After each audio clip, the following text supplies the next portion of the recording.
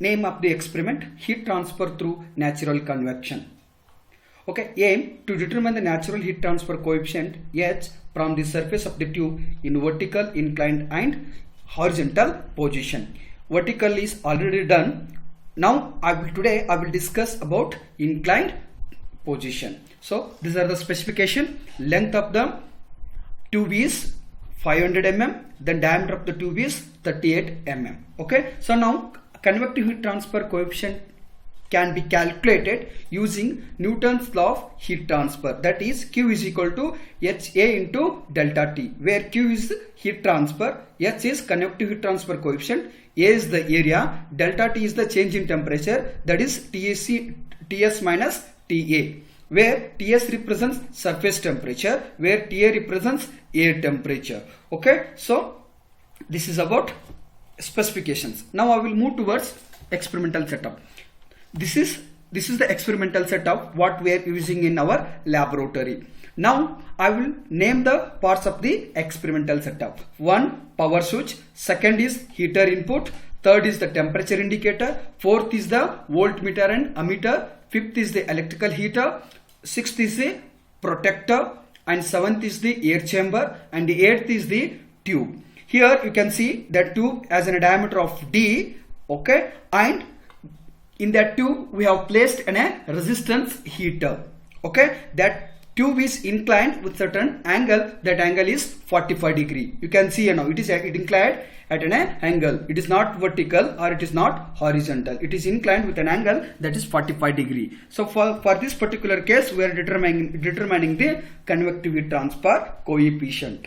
Okay, so now how to conduct the experiment? First you have to switch on the power button, then you have to switch on the electrical heater, then you have to set the voltmeter and ammeter reading here. Now by rotating this knob you have to set the voltmeter and ammeter reading. Okay, then allow the experimental setup for at least 30 minutes. After that 30 minutes what will happen? The air is coming here, the free air will enters here into the air chamber, then it will pass over the surface of the tube. That that air is going to absorb some amount of heat from the tube, then it will exit. Okay, so now this is the working principle. Now after 30 minutes what are the readings you have to take? You have to take 5 temperatures here now. 5 temperatures, 4 temperatures from the tube side. We have to take 4 temperatures of the surface temperature of tube, and one is air temperature. Where you can take that? You can take it from the temperature indicator here now. Just you rotate the knob, you will get T1, T2, T3, T4 up to T5, where T1 represents air temperature, T2, T3, T4, T5 represents surface temperature of the tube. Okay, then how to take the reading? Then I will explain here now. This is the schematic view of complete experimental setup what we have in our lab. As I told you, 4 thermocouples, they are mounted or placed over the surface of the tube, and 1 thermocouple is placed in the air chamber. That will measure where T1 represents air temperature. Okay, so now this is now the tube is vertically oriented, but that tube can be oriented as we want. We can orient it vertical, we can orient horizontal, and we can orient it 45 degree at inclined also. Okay, so now as I told you, electrical heater is placed at the center, 4 thermocouples on the surface of the tube, 1 is on air temperature. Okay, so now this is a common nomenclature, and it is what? Vertically positioned. That means it is inclined here vertically. Okay, now it is horizontal position. Now today I am discussing about inclined position. Okay, now this tube what you are seeing here, it is inclined with an angle. That angle is 45 degree. With an inclined is 45 degree. 4 thermocouples on surface of the tube, 1 is on air chamber. Okay, now how to take the reading? That is very important here now. Here what I have done, I have taken 2 set of reading here now. So first I will explain this reading, last reading. Okay, so now how to take the reading, this reading. So T1 represents ambient temperature, that is 32.4. T2 represents, that is temperature, surface temperature at this particular point, that is 96.8.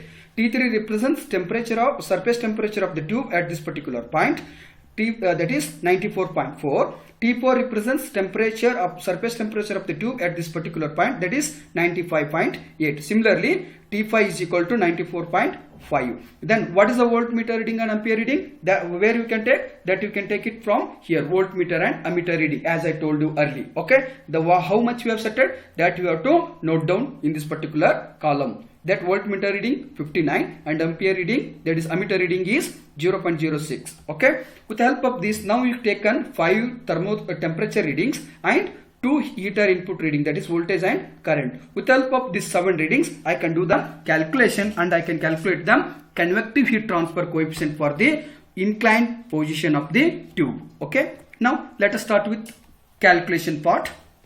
The first thing is average temperature. How to calculate the average temperature? See here now. You can see here now this is the average temperature of the tube. Okay, here 4 thermocouples, right? So now if I want to average surface temperature, what I can do here, T2 plus T3 plus T4 plus T5 divided by 4. Then I will get the average surface temperature, that is equal to 95.4 degree Celsius. Now what is T1 now? T1 is nothing but what? As I told you, T1 is used to measure the air temperature. That is how much? 32.4. That T1 is equal to TA.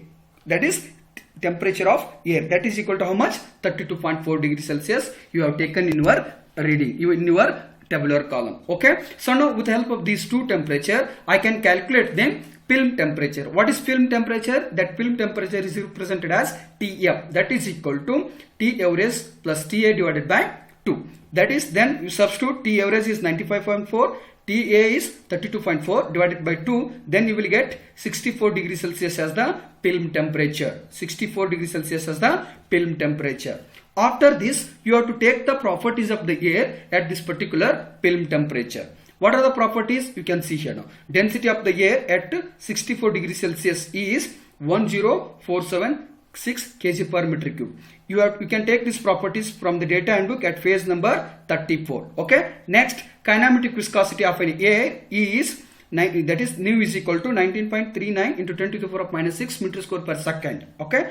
At 64 degrees Celsius. Again, Prandtl number is 0.6952 at 64 degrees Celsius. Thermal conductivity of air at film temperature, that is 64 degrees Celsius, is 0.02924 watt per meter Kelvin. Okay. So now I have taken the properties of the air from the data handbook at film temperature 64 degrees Celsius. Now after this, what you have to do? You have to calculate the Grashof number. Again, where you can get this Grashof number? You can open your data handbook. Phase number 112, you will get the Grashof number equation. That is, GR is equal to BG into bracket L sin theta to the power 3 into T average minus TA divided by nu square. Okay. So now beta, what is beta? Beta is nothing but what here? 1 divided by TA plus 273. 1 divided by, what is TF? Already we calculated here. That substitute here. 1 divided by 64 plus 273. Then you will get 2.967 into 10 to the power of minus 3 per Kelvin. Okay. So now beta is over. Next, G is what? Gravitational constant, that is 9.81. Then L represents length of the pipe, that is 0.5 meter. Then sin theta, that theta is equal to how much? That is 45 degree, right? The theta 45 degree. Next, T average is again 95.4.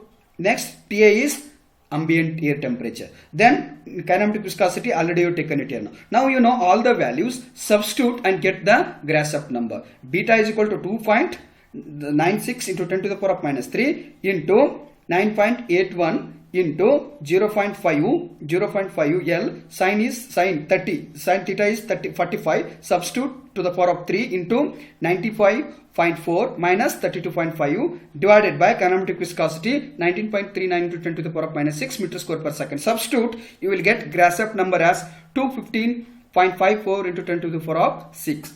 After this, you have to calculate the Nusselt number. What is the Nusselt number? Where I can get the Nusselt number equation? Open your data handbook page number 138. That is Nu is equal to C into bracket GR into PR to the power of M. Okay. So what is Grashof number? Sorry, here mistake it is. Grashof number, calculated Grashof number is 215.54 into 10 to the power of 6. Okay. Then at this particular, then multiply this Grashof number with PR. So you will get some values, constant values, that is C is equal to 0.48, M is equal to 0.25. Then substitute C value, M value, GR, PR in this equation, you will get a Nusselt number as 51.92.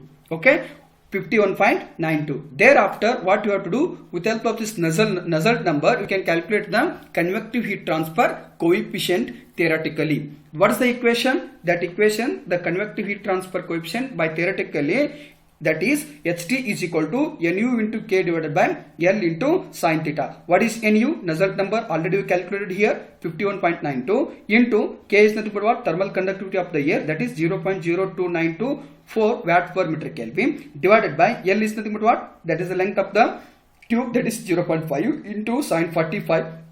Simplify, you will get HT, that is convective heat transfer coefficient by theoretical, is equal to 4.29 watt per meter square degree Celsius. That is 4.29 watt per meter square degree Celsius. Keep it aside.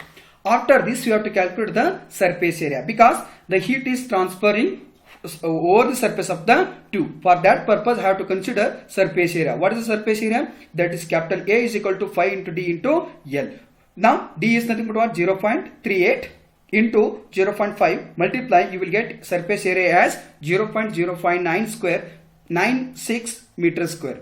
Okay, so now after this, what you have to do, you have to calculate the heat input. Heat input, how to calculate the heat input? As I told you, this is the heat input, right? Voltage into current. Heat input I can calculate, that is Q is equal to V into I. We have an equation. With help of that equation, I can calculate heat input. That is what? That is nothing but what? Q is equal to V into I. Voltmeter reading and ampere reading. That is 59 into 0.06. Then you will get heat input is 3.54 watt. Okay. So now once you know the value of heat input, with help of this heat input, you can calculate the convective heat transfer coefficient by practically. Then what is the equation? We have an equation, that is HP is equal to Q divided by A into T average minus TA. Then what is Q? Q already we calculated here, 3.54 divided by, next area is nothing but what? 0.059, right? 0.0596. Substitute here into, what is the T? Into T average is